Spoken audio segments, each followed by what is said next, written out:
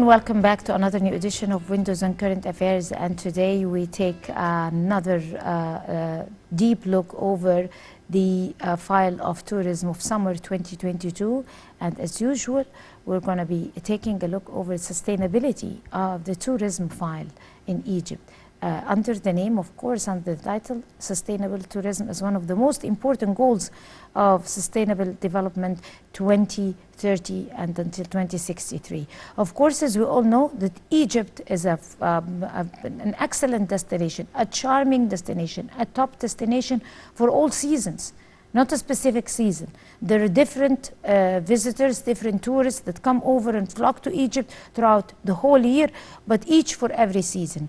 And today we're going to take a deeper look over different seasons of tourism in Egypt, especially for summer, this summer 2022, and sustainability of the seasons for tourism, and how Egypt was ranked among the top destinations to be visited during summer of 2022, and also to be ranking the talk of the hour for the travelers' experiences over the social media. We're going to look over all these files and more. And of course, we're very delighted to be having with us one great expert here in the studio, Dr. Amr Atef. He's a travel expert and PhD in Heritage and Museum Studies, Faculty of Tourism and Hotel Management. Good evening, Dr. Amr. And let's first talk about a definition of the sustainability of tourism before we delve into details. Of course, sustainability is one important idea that is dominating all our forefronts and all our goals. And as President Abdel Fattah al-Sisi pointed out to the importance of sustainability and the importance of the 17 goals for the vision of 2030 and 2063, tourism is on top of our agenda, of course, sure. Because it's one of the most important venues for national income, even during the pandemic.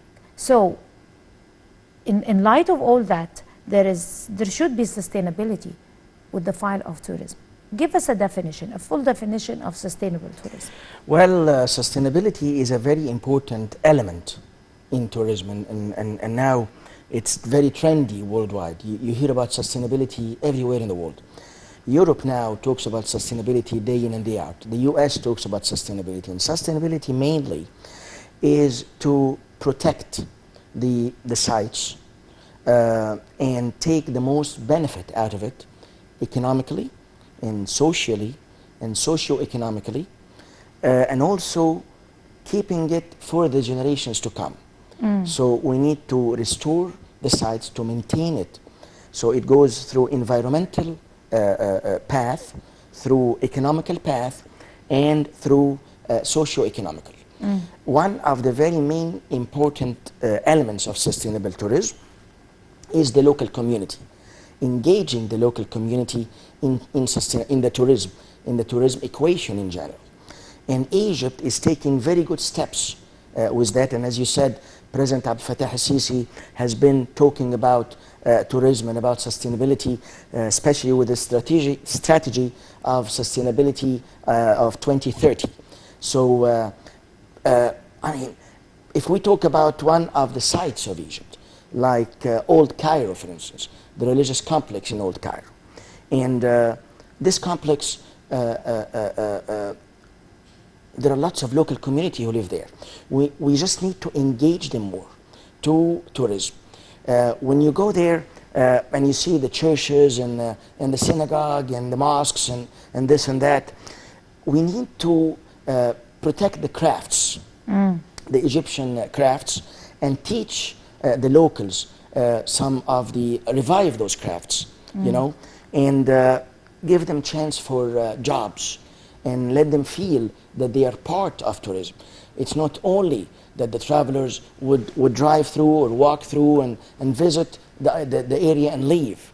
I did a survey during the studies with the local community, not only in the religious complex, but also in the shore and in Saqqara.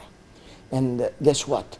I mean, most of the comments of the local community, they were looking to get engaged more in tourism and to find job opportunities. So we can do that. And I see the government now is taking very good steps towards finding jobs for the people. And tourism can be a great chance. There are lots of things that we can do to engage the local community. There are museums in different places in Egypt. Let's say the museum in Saqqara. You know, there is a museum there in Saqqara, and this can be very helpful to the local community. There are lots of crafts in Saqqara, like the making the baskets and chairs out of the reeds, the furniture. You know, there are 2 million date palm trees in Saqqara, and we're talking about 35 million date palm trees in Egypt. So 2 million palm trees in Saqqara, we can take advantage of that in using the reeds, in making furniture, and we can engage the local community. Now, the museum in Saqqara, for instance, can have like a showroom, you know, like a display room for those crafts. Let's say in the garden of the museum or inside the museum, those showrooms, and this will help the local community so they can work, they can have a showroom, and they can advertise their products. This doesn't go only for, of course, for the reeds. There are lots of those weaving crafts in Saqqara. As you drive by, you find those weaving crafts, those carpet schools and the rugs and this and that. So we can have those showrooms, and this way it will advertise more the crafts of the local community. That's one of the topics. The other thing is accommodation. The trend now, not everybody want to stay in those fancy hotels. There are travelers who want to come and stay with people in their homes. And it's all about people. It's people, people, people all the time. Whenever you ask a traveler, when he's traveling, it's the people's experience is what he remembers. So we can help the local community in accommodating the travelers in their homes. And this is happening in Aswan. It's happening in Al-Wahat, in Al-Dakhla, and Al-Farafra, and Al-Kharga, in the oasis. And it's happening in also in Luxor. We need to expand on that. So we can, let's say, if we go to the area of Old Cairo, for instance, and now that we have the Nemik Museum, the National Museum of Egyptian Civilization, and now that we have the religious complex, and now that we have Amr ibn al-As Mosque, so what we can do is we can help the local community to accommodate the travelers. They can come and stay with the locals, you know, in their homes, and they like that. They get more exposed to the Egyptian culture, so that will be a win-win situation, and it will be good for the economy, and it's one of the ways of sustainability.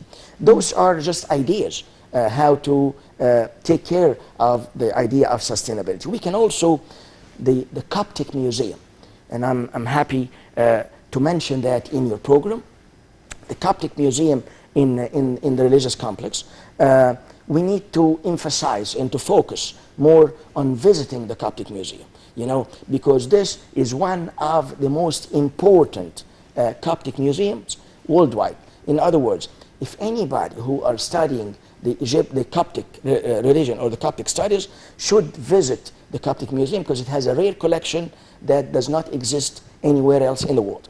Now, the Coptic Museum, there is an admission ticket, for instance, to go to the Coptic Museum, whereas the rest of the area is kind of free of charge.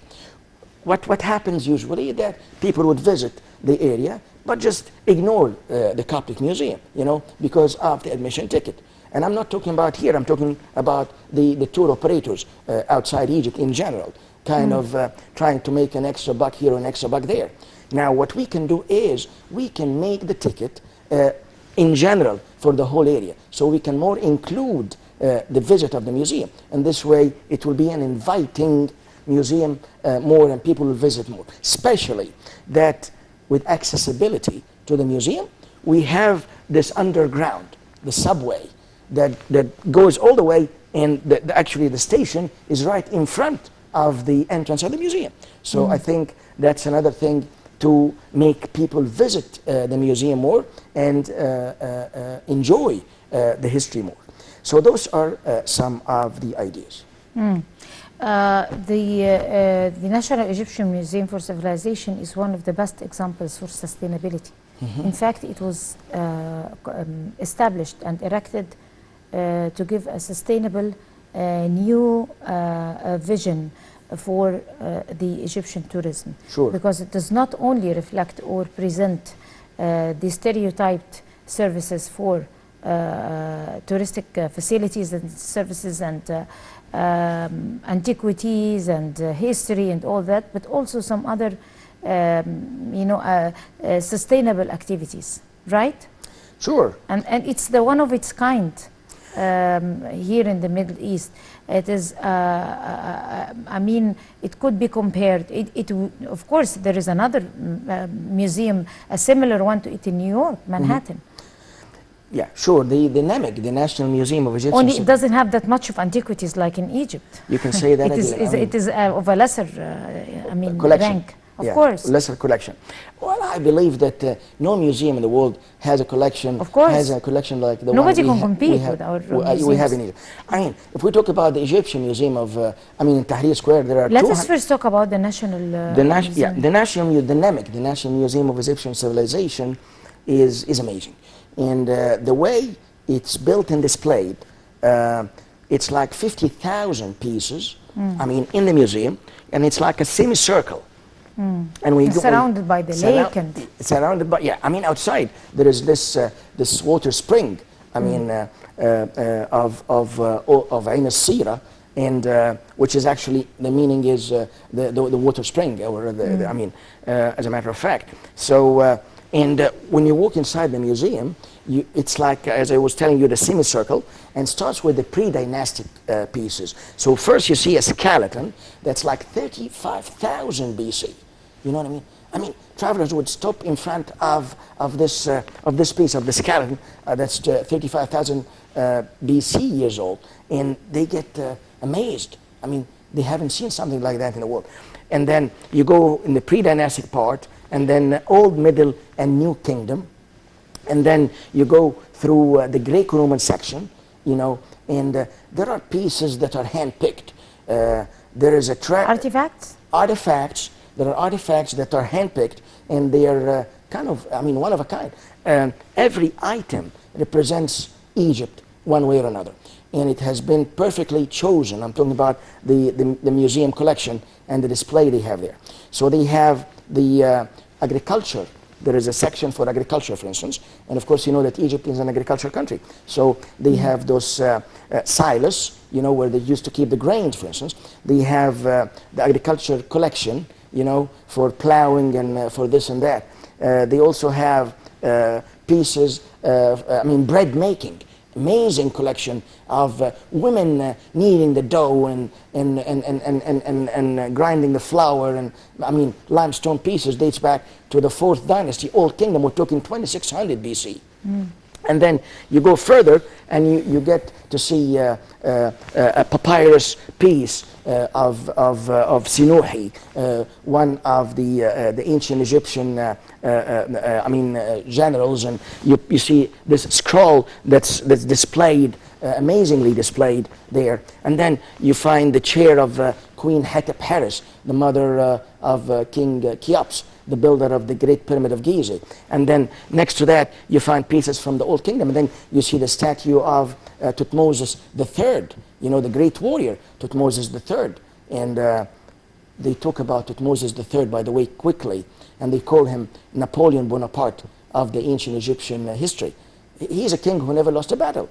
Thutmose III, we're talking about 1450 BC. I believe they should have called Napoleon Thutmose III of the modern history, because Thutmose came first. Anyways, you go further and you get to see the collection of different gods and goddesses, and then Akhenaten, the father of King Tutankhamun, with the monotheism. It's amazing. What other activities are located besides the besides the artifacts and history and heritage and everything? Let's talk about sustainable, modern activities. Well, inside. The way the museum was built, it's built inside, in the middle of the local area.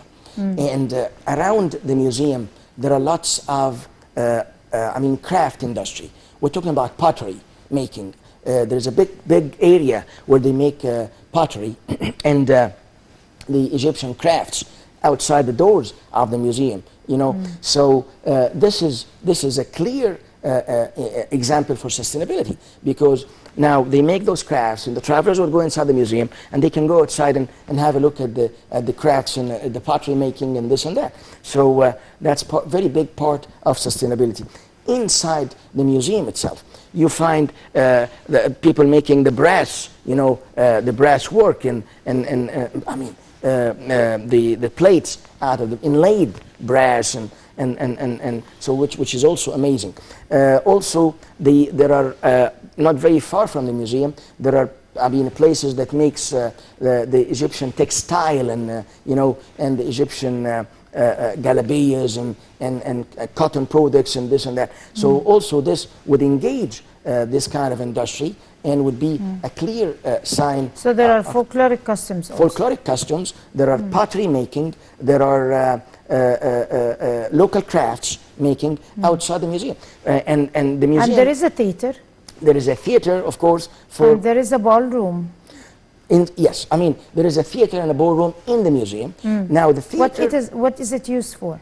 Which one? The I mean, other activities like the ballroom and the ballroom in the... Well, let's start with the theater. And only a few weeks ago, there was a flamenco show, for instance, an amazing flamenco show in the theater of the museum. Happened to be there and watch this amazing flamenco show, and people, I mean, from all over the world. I mean, the museum was kind of full at night. The museum has lots of activities, and all the time there are publications of the museum. The manager of the museum is very active, and they have lots of shows and folkloric shows, and also only few weeks ago they had lots of folkloric shows, Egyptian folkloric shows. So I think the museum is playing a very big role. So there is entertainment also inside the museum. There is entertainment in the theater, and they do meetings in the ballroom, and they do ceremonies and this and that. So there is lots of activities that is in the museum. Now the museum is not anymore, in general, in the world, not anymore a place to accommodate the artifacts. The museum is more of a place for activities and for accommodating I mean, and engaging the local community and introducing the different cultures. The way even the museum was built, there is a huge parking lot. I mean, you see the cars coming in and parking in there, and then you walk and you go inside the museum and enjoy the activities they do. Museums in the past, when it was built by the colonial countries, it was built first. We're talking about the colonial countries. It was built to show, they wanted to show their people how they were able to collect the artifacts from other countries. If we're talking about England or France or, I mean, other nations, this is how the museum, the idea of the museum started, to show their own people how they were able to collect the artifacts from the countries that they kind of occupied. But the people of those nations, you know, did not like the idea of seeing things to be collected from those countries. So the museums had to change its mission, vision, and goal along the years to be able to continue. Because if they stayed this way, we're talking about the late 1800s and the early 1900s, if they stayed this way, people would have abandoned visiting the museum. So the museum changed its goal, mission, vision, and goals, and started to be more outreaching, started to engage the community, started to say that our goal and our mission is to protect the artifacts, and we're not collecting it to show you what we collected, but we're just protecting it. And also started to do activities. When you go to any museum in the world, they have lots of activities. They have restaurants, they have shops, and they have this and this and that. And these activities help the local community all the time. Egypt is taking very great steps with those with the museums here that we have in Egypt, and the NEMIC, or the National Museum of Egyptian Civilization, is a clear example for that.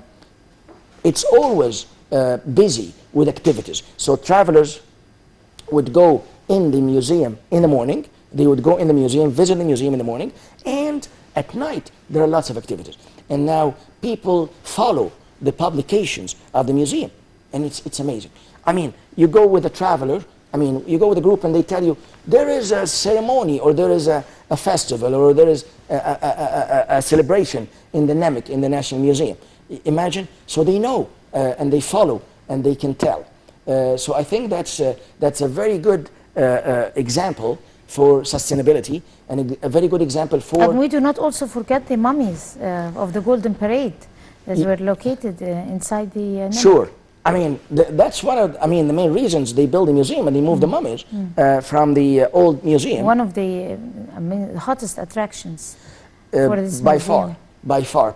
I mean, travelers, when they come to Egypt all the time, they ask about the mummies, and they say, we have seen the parade, the mummies parade, when they moved the mummies from the Egyptian museum. 22 mummies has been moved. 22 kings and queens, imagine, has been moved in a royal parade from the ancient Egyptian museum all through Cairo, with all the lights and this and that.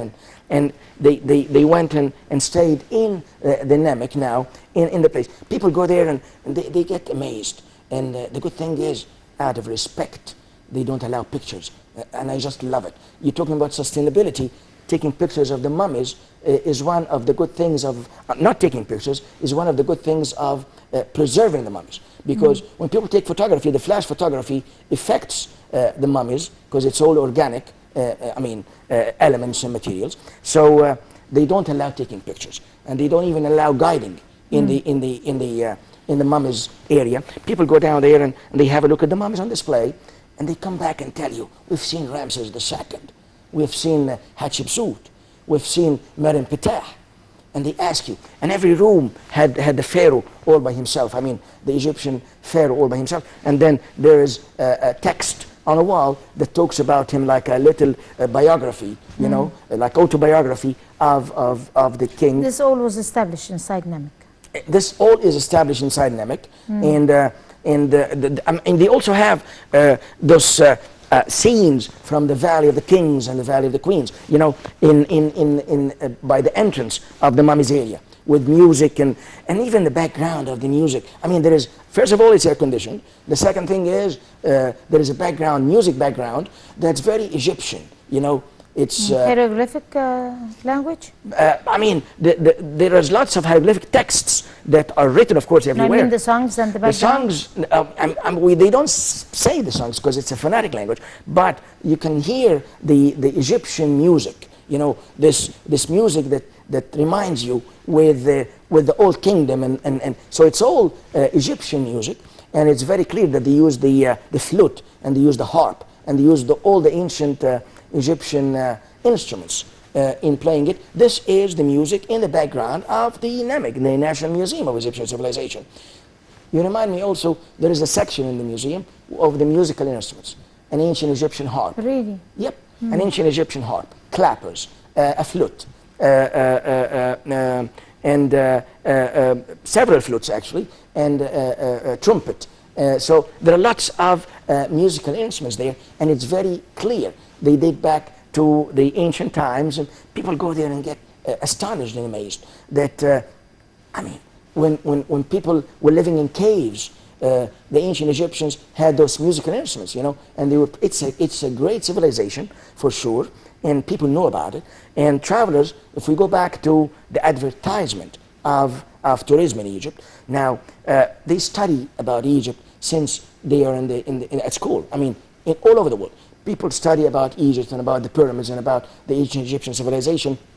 So when they come here, they get astonished. People are looking and amazed. And I bet you have seen pictures of kings and queens from all over the countries looking at the mask of King Tutankhamun, for instance, you know, and amazed. And the look they give to the mask shows how this civilization was very impressive. Speaking of King Tutankhamun, by the way, who dates back to 1350 BC, when he went to Saqqara, for instance, I mean, where the Step Pyramid is, it was already old. In other words, if King Tutankhamun took his family to Saqqara, where the Step Pyramid is, or was, now the Step Pyramid was already 1400 years old. Can you imagine? It was that old. when King Tutankhamun was around. That shows you how spacious the ancient Egyptian civilization is. Let us also talk about the summer season 2022 and what it is representing, or what is it presenting for visitors. Egypt was chosen, ranking number 8. Number 8 amongst the top destinations worldwide, and it could rank even more number 1. Yes. Because of the artifacts and the history and the heritage and all that, but at the same time, because of how we sometimes should be working a little bit more harder to promote for ourselves, yes, that made us rank number 8. Because let me tell you, and I'm sure that you're pretty aware of that fact, that the countries that ranked number 1 and 2, they do not own half of what Egypt owns. I mean, weather, speaking about weather in the sense of weather, in the sense of location, in the sense of whatever you can dream of. But the fact that they are promoting for themselves the right way and working very hard on promoting for themselves made them rank, I mean, higher than Egypt in that particular place. Right or wrong? Right, absolutely right. Would you like to elaborate? Well, yeah, sure. I mean, they rank Egypt as number 8, or even if we talk number 5, or I mean, Egypt should be ranked number 1 worldwide, you know, and not because I'm Egyptian, but because Egypt, if you talk about tourism and the tourism elements, Egypt has it all. I mean, you talk about the beaches, and we have the beaches by the Mediterranean and by the Red Sea. You know, Al Alamein, the city of Al Alamein, talking about summer of 2022, and the city of Al Alamein now. By the way, lots of travelers from the Gulf areas, they come now to Cairo, spend a night or two, and then go directly to Al Alamein and enjoy the hotels there. So that's the beaches, tourism. If you talk about the ancient Egyptian monuments, we have, I mean, 2/3 of the monuments of the world. We're talking about Luxor, we're talking about Esna, Edfu, Komombo. We also have the prehistoric and the pre-dynastic monuments. Egypt has a big area of prehistoric and pre-dynastic artifacts and prehistoric and pre-dynastic monuments that not everybody knows about. So that's what I would call hidden Egypt, or the things that not everybody knows about. So pre-dynastic, Herodotus, the historian, said that Egypt is the gift of the Nile. And that's I don't know, yeah, I mean, it is true, but I don't know why this saying is famous if the same guy, Herodotus, said another saying that's more interesting. Well, he said that Egypt is like a candle that stays at the bottom of the Nile. And when the whole area around it is dark, this candle floats on the surface and lights the whole area around it. That's amazing. And that's how he saw Egypt.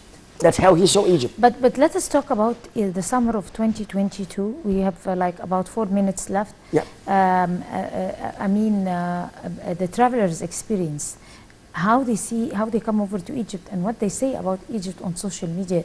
They talk about Dahab, they talk about Wadi Gimel, and they talk about other places that we Egyptians, we haven't had even that beautiful, amazing experience. I keep seeing that on social media. That's right. And I become surprised that we Egyptians, how come all that beauty, well, and we're not promoting for it. We should promote more the Instagramic tours. I mean, the pictures, the Instagramic tours, and the government just allowed, I mean, the Minister of Antiquities, of Tourism and Antiquities, just allowed, opened the photography in Egypt. So now pictures and taking and filming industry, and so it's now will be easier. We need to facilitate it, as we were talking before, and we just need to promote. People need to know the traveler's experience that you see on the social media all the time. People go there to Dahab or to Sharm el-Sheikh, especially Dahab and Sharm el-Sheikh, by the way, and Hurghada, to the cities by the Red Sea, and they write their experience, like bloggers, they write their experience on the social media, which became a very good element of advertisement. So we just need to work on that more. We need to outreach on the social media. We are 110 million people who live in Egypt, and imagine this number. It's very effective with the social media and with the advertisement. The government is doing great steps and advertising a lot of our sites, but we need to focus on that more, especially as you were saying with the summer tourism. So we need to talk more about Dahab and about Sharm el-Sheikh and about the North Coast, Al Alamein, and this way we'll have more travelers coming here. Even us, as you were saying, as Egyptians, haven't seen or haven't had this experience that the travelers, when they come here, the Colored Canyon, for instance, people go there and see the Colored Canyon and the lagoons and the mangrove and this and that, and it's amazing. So I think we are on the right track, and the coming seasons will be very promising. Hopefully, inshallah. And with that very optimistic note, Dr. Amr Atef, travel expert, PhD in Heritage and Museum Studies, Faculty of Tourism and Hotel Management. Would like to thank you so much, as usual, bringing us a lot of experience on tourism and a lot of insight about how Egypt is beautiful, about the destinations, the top destinations in Egypt, and how Egypt is very attractive to people from and outside Egypt. We should invest on it. Thank you so much. Thank you. All the best. And all the best to you. And we're going to be leaving you on a promise that we have another episode to dedicated to how should we be promoting for tourism in Egypt, because like you kindly mentioned that with all these treasures inside Egypt, Egypt should be ranking #1, not number 8. Absolutely. We should work much harder on promoting for ourselves. Yes, thank you. And I guess this brings us to the end of this edition of Windows on Current Affairs. Many thanks to all of you, and until we see you again next week, that's a goodbye.